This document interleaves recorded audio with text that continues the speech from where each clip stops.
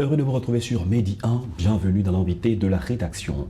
Dans la plupart des pays africains, les périodes électorales sont des moments de vive tension et d'inquiétude. Comment faire de la période électorale des moments de paix et de quiétude? Et comment la formation et l'éducation des populations aux valeurs citoyennes et à la démocratie peuvent-elles contribuer à un climat de paix pour une Afrique en développement? C'est le sujet de cet entretien. Georges Ibrahim Tounkara est avec nous, bienvenue sur notre plateau. Je vous remercie pour l'invitation.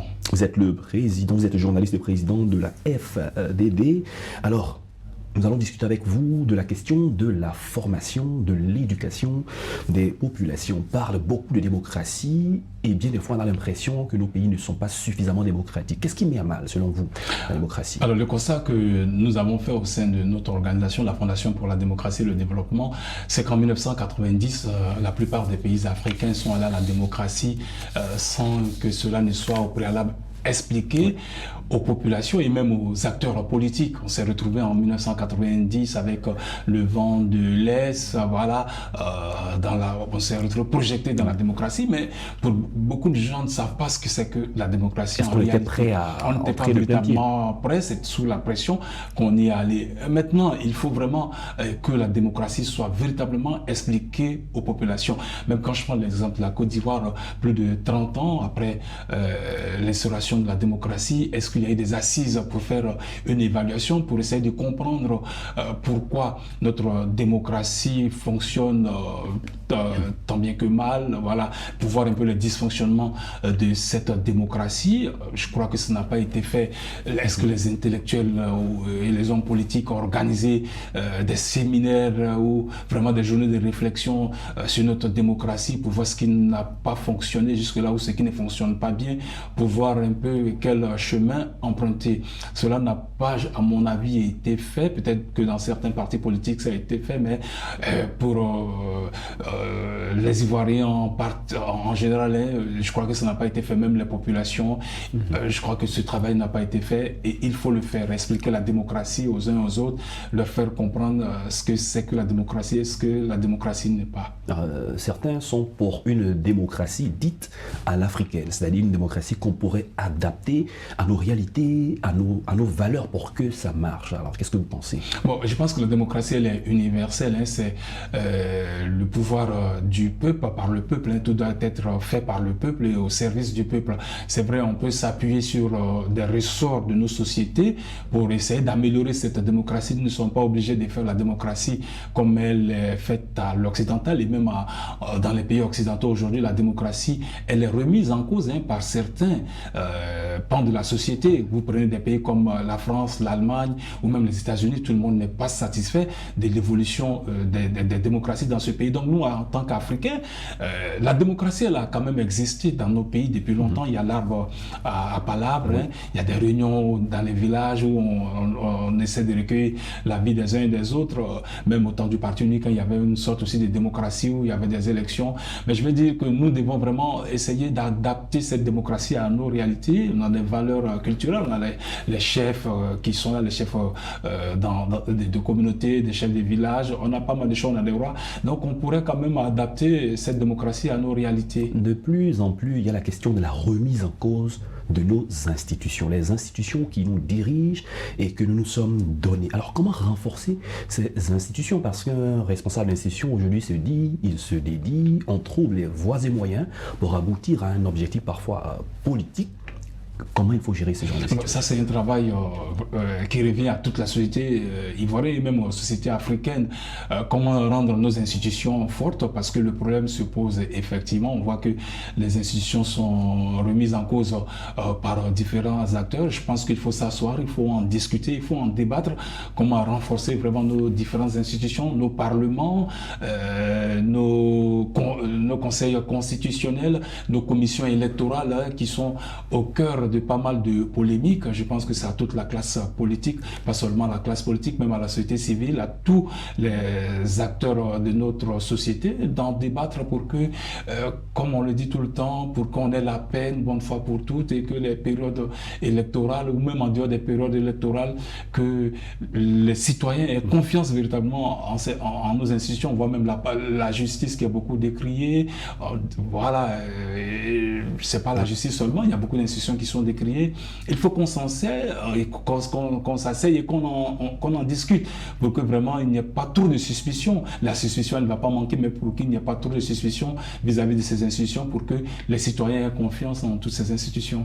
Au-delà des discussions, des échanges, vous êtes pour la formation au civisme, la formation aux droits de l'homme, la formation à la démocratie.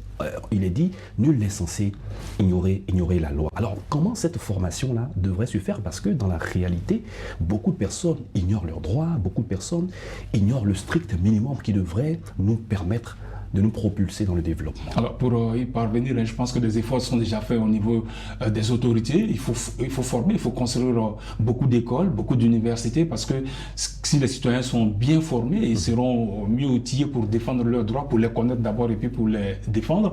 Et souvent, ils sont formés, mais ils ne sont pas formés aussi sur certaines questions. Ils sont juste formés pour des métiers, mais pas pour leurs droits et leurs devoirs. Il faut les former à ce niveau-là. Il faut aussi former ceux qui n'ont pas été à l'école, leur faire comprendre, voilà, que vous avez droit à ceci, vous avez droit à cela, aller dans les quartiers, aller à la rencontre des communautés, aller dans les villages et même dans les villes, faire comprendre l'importance à ces communautés-là de connaître leurs droits et leurs devoirs, voilà, dans la République. Le civisme et le respect des institutions, cette question revient pendant les élections. Quand il n'y a pas d'élection, tout est calme, tout va bien. Mais pendant les élections, l'élection, c'est d'aller mettre un bulletin sur lequel on a marqué qui on veut choisir dans une urne avec une commission qui va faire le dépouillement. On assiste aux palabres, on assiste au refus de reconnaître un résultat qui est proclamé. Qu'est-ce qui ne va pas ? Si ce n'est qu'un simple jeu bien organisé. Oui, mais justement, parce que d'abord, il faudrait qu'on essaie de s'entendre sur les règles du jeu, ça c'est important.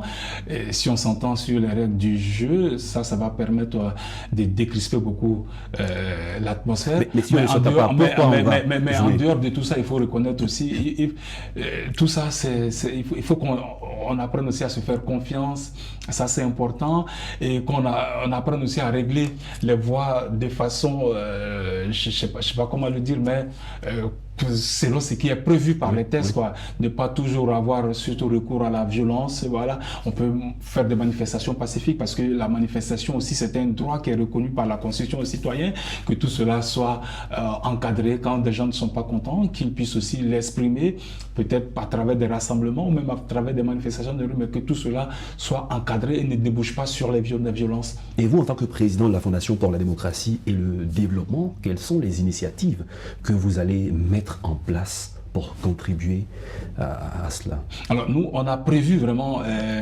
un partage d'expériences. Moi, j'ai la chance d'être de la Côte d'Ivoire et de connaître aussi d'autres pays, notamment l'Allemagne où je travaille. Qui sont des démocraties voilà, assez sont fortes. des démocraties assez fortes. Donc, nous voulons effectivement un partage d'expérience, faire venir, par exemple, des acteurs de la société civile ou même des acteurs politiques de ces pays-là qui ont une tradition de démocratie, un partage d'expérience avec des Ivoiriens, avec des hommes politiques, avec des intellectuels ivoiriens, qu'on s'inspire un peu de ce qui est fait ailleurs et qu'on essaie de voir ce qu'on peut prendre ailleurs pour faire ici. Je parle de la décentralisation. L'Allemagne, c'est un exemple de décentralisation. C'est un État fédéral. On pourrait s'inspirer de la décentralisation allemande. On pourrait s'inspirer du modèle allemand, même en matière de lutte contre la corruption, en matière de bonne gouvernance. Voilà, s'inspirer un peu de ces modèles. On peut s'inspirer aussi de ce qui est fait dans des pays comme le Maroc, dans d'autres domaines. Voilà, pas seulement l'Allemagne ou le Maroc, les États-Unis, la séparation des pouvoirs, comment ça fonctionne dans certains pays. Donc nous voulons inviter la société ivoirienne à tout ce partage, qu'on soit toujours un pays stable, un pays qui se développe. Quand on voit Abidjan aujourd'hui, on est fiers de toutes ces réalisations qu'on a. On voit les universités qui sont construites, on est fiers. Il faut maintenir le cap du développement, mais tout cela n'est possible que dans un climat de paix et de stabilité. C'est ce climat de paix et de stabilité que nous allons continuer de construire, et pourquoi pas en parler sur nos différents plateaux de télé. Nous sommes à la fin de cette émission. Georges Ibrahim Tounkara, vous êtes le président de la Fondation Association pour la démocratie et le développement. Vous êtes journaliste. Merci d'être venu partager votre expérience avec nous. Merci de cette invitation. Je voudrais, pour terminer, remercier Mehdi, Afrique, les autorités marocaines qui offrent cette lucarne. On compte aussi sur l'appui d'un pays comme le Maroc pour pouvoir mener nos activités. On compte sur des pays comme l'Allemagne, la France et les États-Unis pour nous aider à faire un travail au niveau de la société ivoirienne pour que les choses changent. Les mentalités doivent beaucoup changer parce qu'il n'y a pas de développement durable sans changement aussi de mentalité. Très bien, c'est la fin de cette émission. Merci à tous de l'avoir suivi. Bonne suite de nos programmes sur Medi 1.